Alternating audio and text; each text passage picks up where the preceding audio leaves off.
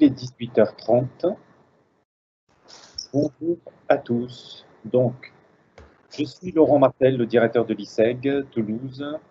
Je suis donc avec Jean Sciappa qui est à l'écran. Bonjour Jean. Bonjour. Bonjour tout le monde. Donc, pour rappel, cette conférence fait partie des 10 jours de l'orientation que nous avons mis en place dans le groupe Ionis, en fait. Donc, 3 écoles. ISEG, qui fait du marketing, de la communication et du digital. IARTSUP, qui fait du design et du graphisme. Et également Epitech, qui fait de l'informatique. Et nous avons décidé de mettre en place cette manifestation, ces 10 jours, pour vous informer sur tous les métiers et toutes les missions qui sont importantes dans nos secteurs et pour vous donner des informations sur l'orientation après le lycée. Donc, nous avons mis en place cette opération donc, à partir du 5, elle finit le 15. Et donc, aujourd'hui, je suis très content de recevoir Jean Sciappa, qui est donc le fondateur de SilgoWeb. Jean, tu peux te présenter? Oui, bonjour à tous. La caméra passe sur moi, ça y est. Bonjour à tous, donc moi c'est Jean Sciappa, je suis effectivement le fondateur de SilgoWeb. SilgoWeb qui est une agence web et de communication qui est spécialisée en référencement naturel, payant et social media optimization. Le référencement, c'est quoi? Tout simplement, c'est comment arriver à obtenir plus de visibilité, notamment sur les moteurs de recherche et via les réseaux sociaux. Nous avons une petite équipe dédiée, puisque nous faisons aussi partie du groupe 636, avec l'agence 636 qui est spécialisée dans les réseaux sociaux. Et donc, on a une partie création de site web et référencement, et une autre partie optimisation des réseaux sociaux, autonomisation des réseaux sociaux, et également community management externalisé. J'interviens également à l'ISEG à Toulouse pour les 4e années en cours de audit digital. D'accord. Merci beaucoup, Jean. Donc aujourd'hui, nous allons parler des métiers de community manager et de social media manager. Déjà, est-ce que tu peux nous faire la différence qu'il y a entre les deux, parce que ce n'est pas les mêmes métiers. Est-ce que tu peux nous dire la différence qu'il y a entre les deux? Oui, alors tout à fait. Donc, les deux métiers sont différents. Quand on parle des réseaux sociaux, il y a plusieurs métiers. Il y a community manager, évidemment, que l'on connaît le plus souvent et qui est le métier le plus connu. Mais il y en existe d'autres, comme social media manager que tu as évoqué, consultant social media, formateur social media, spécialiste social ads. Mais pour ne parler que de community manager et social media manager, donc d'abord, le rôle du community manager, il va être multiple. C'est d'animer les communautés sur les différents réseaux sociaux. Soit directement chez l'annonceur, donc chez le client, et donc il va travailler pour une entreprise en particulier, soit en agence, comme chez SilgoWeb, où par exemple nous allons avoir 2 community managers qui vont gérer plusieurs clients en même temps. La plus grosse différence entre le community manager et le social media manager, c'est que le social manager, il a un rôle un peu plus stratégique.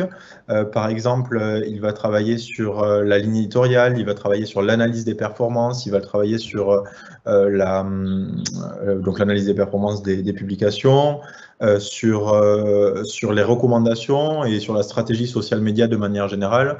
Quant au community manager, il va plus, lui, être chargé de la création des publications, diffusion des publications, analyse des résultats également, mais moins sur le côté stratégique que le social media manager.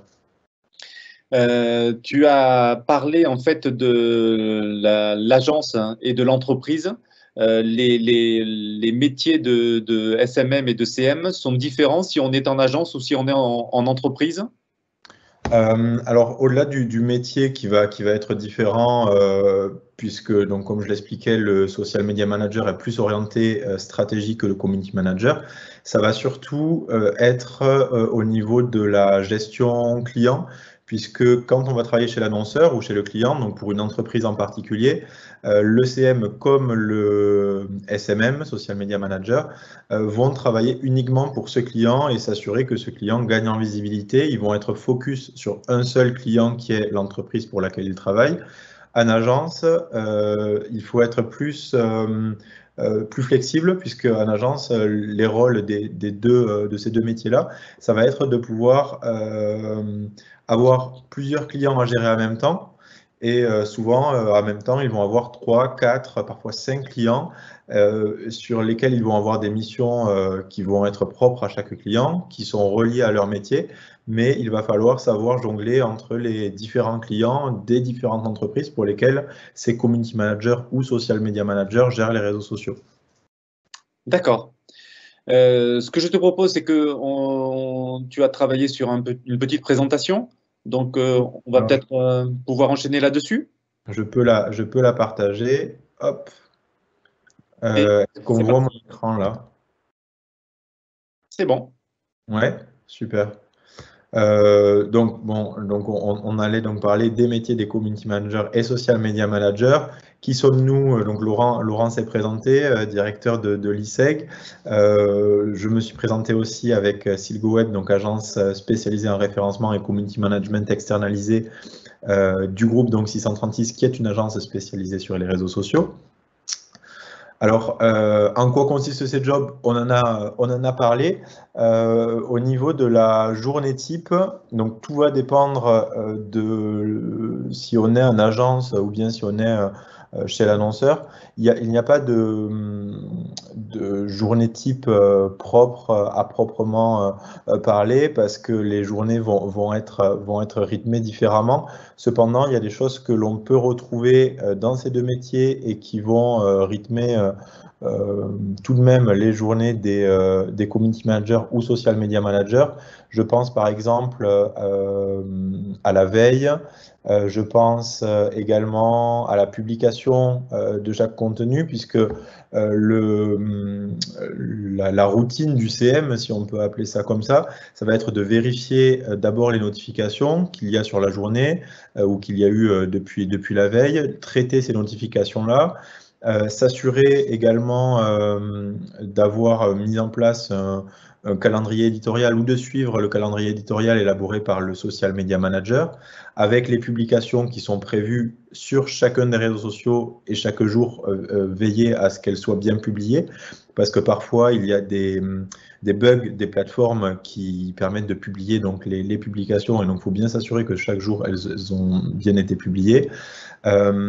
Également, une mission importante, ça va être de modérer et gérer les interactions avec les différentes communautés. Donc, pour modérer, il existe plusieurs outils, mais c'est surtout faire travailler son imagination pour répondre le plus correctement aux clients possible et en accord avec ce qu'ils demandent, et avoir une réponse la plus pertinente possible. Donc modérer, gérer les interactions et s'assurer du reporting chaque mois, qui va plus être une tâche du social media manager, mais que peut faire également le community manager lorsqu'il n'y a pas de social media manager. Voilà, évidemment beaucoup de veille, puisque le social media manager comme le community manager doit être en permanence en train de voir tout ce qui sort à propos de ses clients ou de son entreprise s'il travaille chez l'annonceur. Et préparer le contenu. Donc, il va y avoir aussi une préparation du contenu qui va être préparation des visuels, donc sur Canva ou Adobe par exemple, des vidéos, ou préparation aussi textuelle pour les différents réseaux sociaux qu'il va être amené à gérer. Voilà pour la journée type, si on peut appeler, du community manager. Ce sont des métiers qui sont relativement nouveaux. On va dire qu'en gros, il y a 10 ans, ces deux métiers n'existaient pas. Est-ce que c'est quelque chose qui tend de plus en plus à augmenter dans le temps? C'est-à-dire on en trouve de plus en plus, et de plus en plus d'entreprises font appel à ce type de métier? Oui, tout à fait, effectivement. De plus en plus, donc depuis l'apparition des réseaux sociaux, ces métiers sont amenés à se développer et se développer de plus en plus. Pourquoi? Parce que les entreprises sont en recherche de toujours plus de visibilité. Et aujourd'hui, une entreprise qui n'est pas présente sur Internet, que ce soit avoir un site web ou être présente sur les réseaux sociaux, et on parle pour tout type d'entreprise, de la petite entreprise la très petite entreprise qui vient de se créer jusqu'au grand groupe, il est essentiel d'avoir, je pense aujourd'hui, des réseaux sociaux. De plus en plus d'entreprises se mettent sur les réseaux sociaux et ont conscience qu'être sur les réseaux sociaux, c'est important. Donc, c'est un métier et ce sont des métiers, que ce soit CM ou SMM, qui sont amenés à se développer davantage encore dans le futur. Il y a du travail. Ok, d'accord. On continue sur la présentation? Ouais. Alors, comment nous percevons ces métiers, donc nous, au sein de l'agence, alors au niveau des aspects positifs et des aspects, des qualités qu'il faut avoir pour ce métier, ça va être tout d'abord de la créativité, avoir un esprit créatif. Donc maintenant, même si vous ne maniez pas ou vous n'êtes pas en mesure d'utiliser correctement la suite Adobe, ça peut être pénalisant, même s'il il existe des outils de type Canva, cette présentation a été faite sur Canva, qui permettent d'avoir une touche créative qui n'est pas aussi nécessaire que quand on n'a pas d'outils tel quel.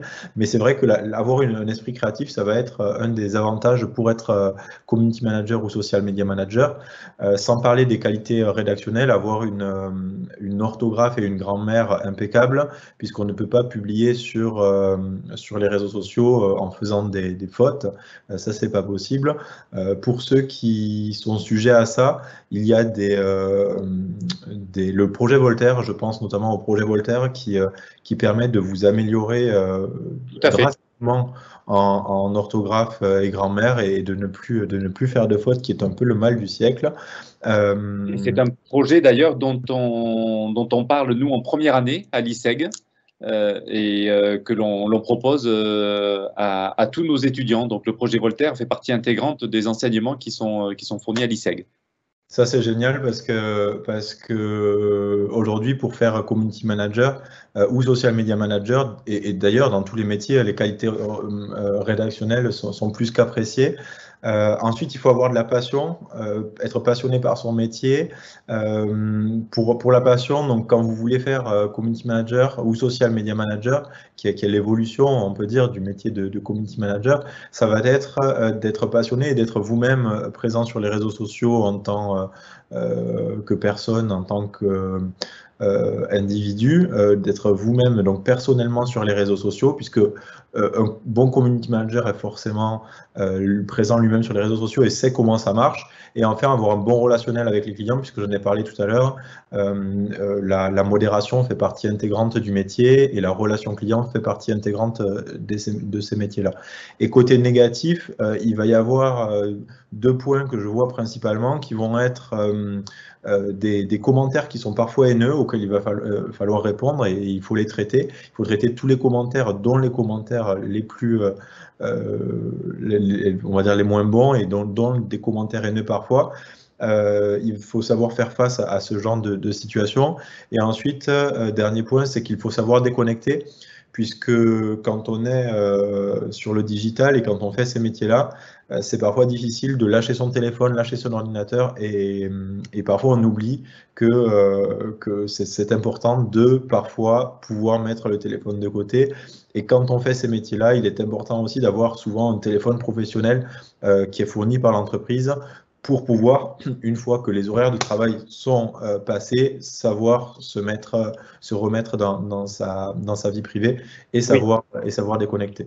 C'est important effectivement de prendre en compte ce type de choses, puisque effectivement on écrit donc soit pour une société si on travaille dans une entreprise, ou alors pour plusieurs sociétés si on travaille en agence. Et il est important de savoir faire la part des choses quand on fait ces métiers. C'est pas la personne qui est attaquée, c'est souvent la fonction.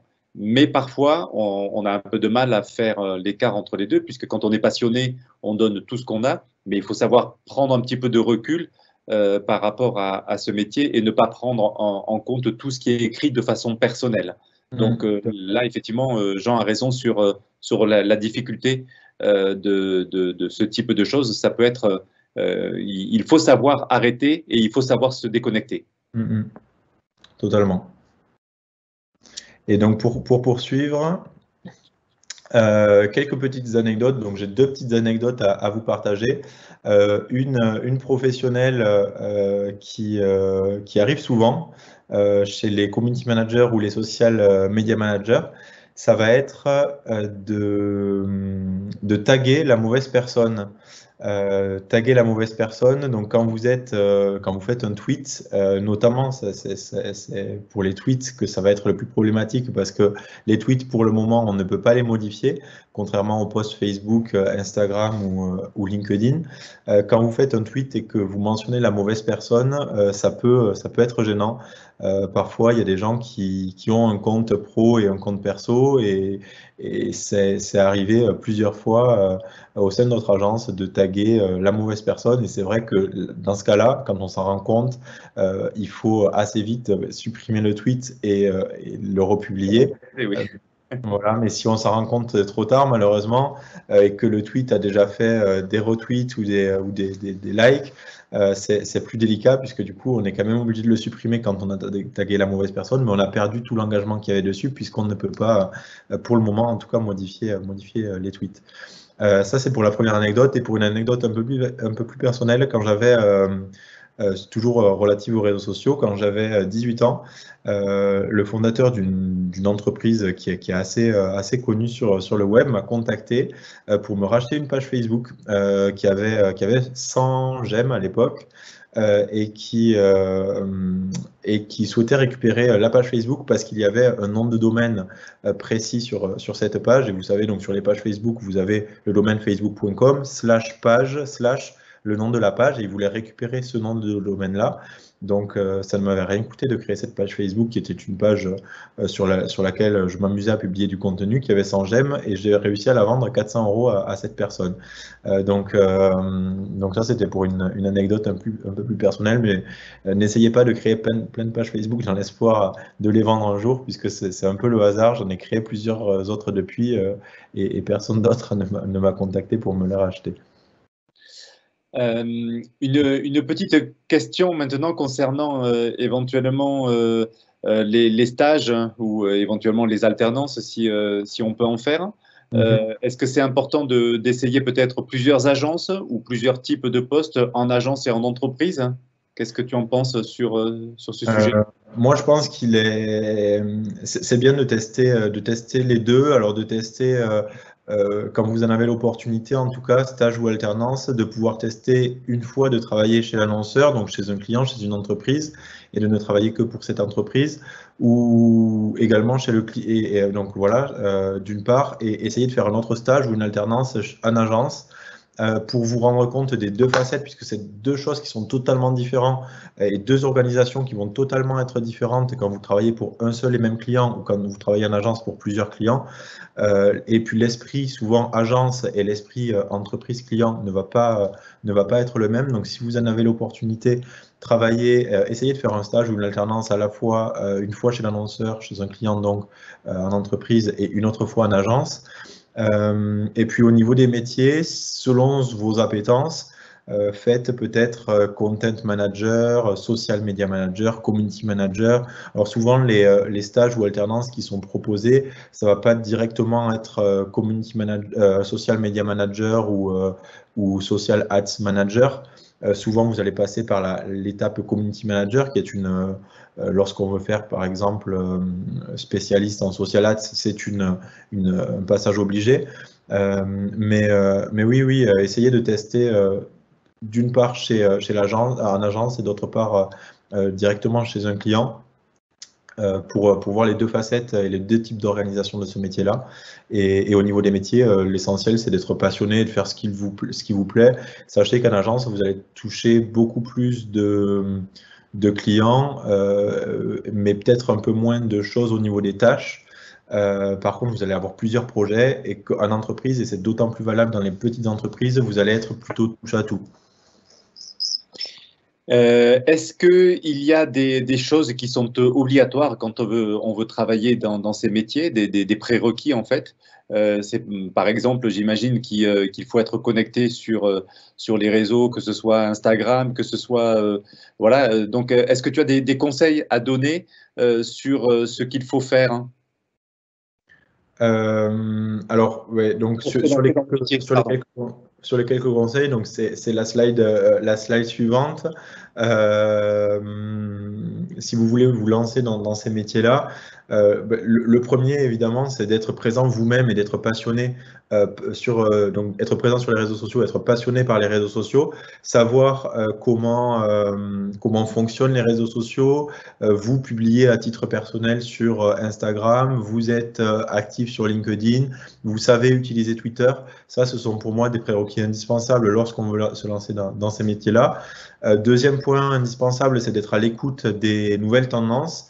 Donc, faire de la veille, donc selon le secteur sur lequel vous souhaitez vous projeter et dans lequel vous aimeriez travailler.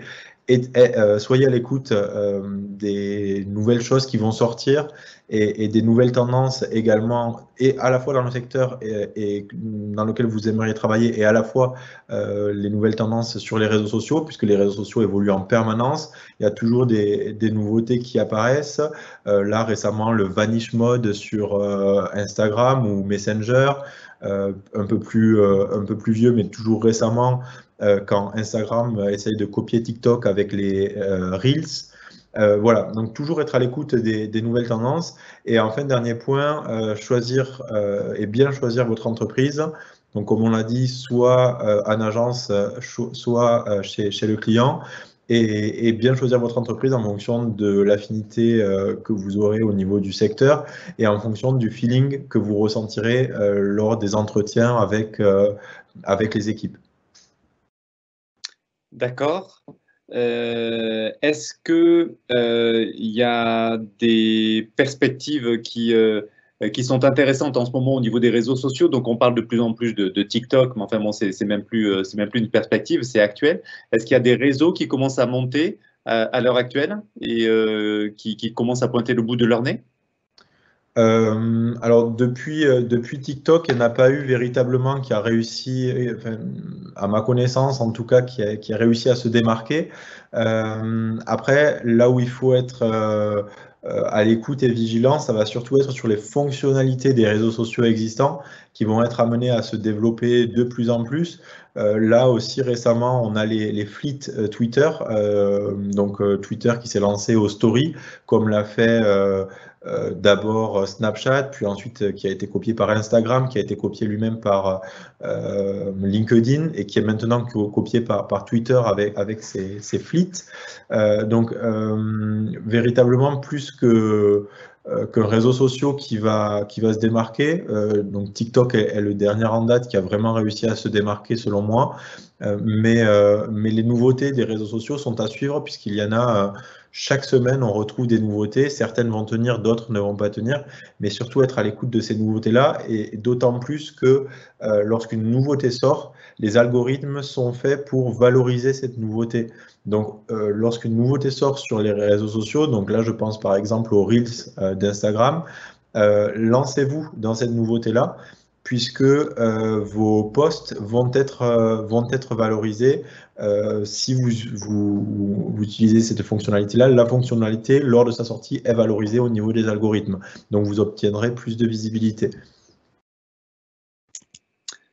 OK. Voilà. On peut peut-être passer aux questions. Ouais, donc merci en tout cas. Et puis donc oui, si vous avez des questions, Laurent et moi, on pourra y répondre. Alors moi, j'avoue que j'ai reçu une question directement. Sur quelle plateforme est-ce que je dois capitaliser? Est-ce qu'il y a des plateformes de médias sociaux sur lesquelles je dois capitaliser? Alors là, ce qui est important à savoir, alors à titre personnel, essayez d'être un peu touche à tout et utiliser les plateformes que vous aimez le plus. À titre professionnel, c'est selon la cible. Selon la cible, vous allez capitaliser telle ou telle plateforme selon vos clients et où est-ce que vont être présents les clients de l'entreprise pour laquelle vous allez travailler ou des entreprises pour lesquelles vous allez travailler, capitaliser sur les réseaux sociaux où sont présents en majorité ces clients et les réseaux sociaux sur qu'utilisent le plus ces clients. Si vous cibliez les très jeunes ou les jeunes, ça peut être pertinent pour une entreprise d'être sur TikTok, puisque là vont être les jeunes et très jeunes. Si vous ciblez les trentenaires, quarantenaires et encore, donc tout va dépendre des secteurs, mais Facebook et LinkedIn peuvent paraître plus pertinents. Donc ça va vraiment dépendre la capitalisation des réseaux sociaux en entreprise, de là où est-ce que vont être présentes vos cibles principales. Et en tant qu'individu, je dirais privilégier les réseaux sociaux que vous aimez vous, en essayant, si vous voulez faire des métiers comme community manager ou social media manager, en essayant d'être présent sur tous les réseaux sociaux pour être touche à tout. Et même si vous n'aimez pas ou vous aimez moins certains réseaux sociaux, juste au moins essayer d'y être présent, même de manière temporaire et aléatoire, pour vous rendre compte du fonctionnement. Ok, une autre question qui s'adresse plutôt à moi, c'est est-ce que l'ISEG propose des formations en digital qui permettent d'accéder à ces métiers?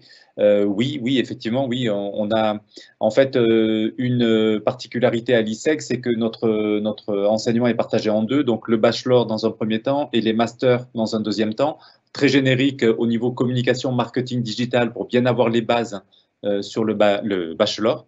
Et ensuite, en spécialisation, en expertise au niveau du master. Et une de nos expertises, il y en a 6, c'est la communication digitale, le marketing digital et les réseaux sociaux. Donc, vous allez apprendre à construire des stratégies digitales. Vous allez apprendre à utiliser, comme par exemple avec Jean, tous les missions du community management et du social media management. Et donc, pour répondre à la question, oui, nous avons une formation spécifique qui est dédiée au digital management. Voilà. Est-ce qu'une autre question qui vient? Jean, tu en as de ton côté? Non, pas de question de mon côté, si ce n'est vous dire que lorsque vous voulez vous lancer là-dedans, soyez motivé, ambitieux, comme le sont les étudiants. Moi, ça fait 2 ans que j'interviens en l'ISEG et les étudiants à l'ISEG, pour le moment, et j'espère que ça continuera, sont motivés et ont beaucoup d'ambition et une belle vision de ces métiers-là. Donc, j'espère que ça continuera avec vous.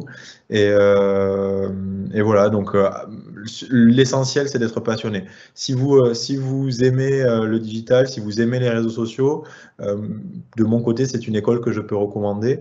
Et je ne dis pas ça parce que j'interviens dans cette école, je dis ça parce que vraiment, pour le moment, en tout cas, les étudiants auxquels j'ai eu affaire sont au-delà d'être sympathiques, sont passionnés par ce qu'ils font et produisent du travail qualitatif et arrivent à bien comprendre ce que l'on essaye de leur transmettre et ce que on leur transmet.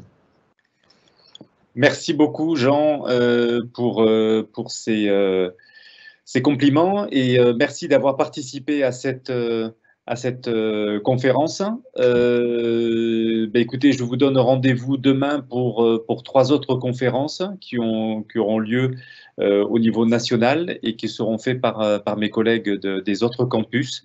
Je vous souhaite une bonne soirée. Encore merci, Jean, d'avoir participé à cette conférence. On se voit très bientôt en cours de master, naturellement. Oui. Et à très bientôt tout le monde. Merci de nous avoir écoutés et je vous dis à bientôt. Au revoir. Bonsoir. Bonsoir à tous.